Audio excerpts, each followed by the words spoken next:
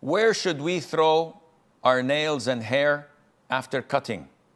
People say we must burn or bury them because black magic can be done on these things.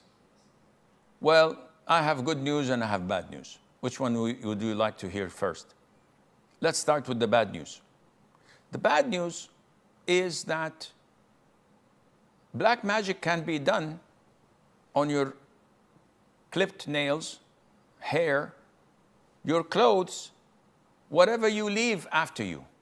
So even your clothes can be used, even things that you use, such as a mug, your spoon, your plate, can have black magic done on it.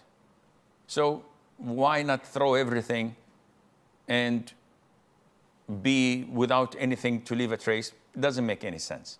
The good news is that all what you hear about black magic and the likes, the vast majority of it is bogus. If you observe your adhkar, and if you say the adhkar of the morning, of the evening, after fard prayer, before going to bed, and before leaving your house, inshallah, you are protected. To keep being in the state of fear that, oh, if I drink this tea, I must not keep any leftovers, I have to throw it. Might as well go and wash it so that nobody has any traces of me. This is an overkill. This is overthinking and exaggeration. So yes, clip your nails, cut your hair, and throw it in the dustbin without any problem at all.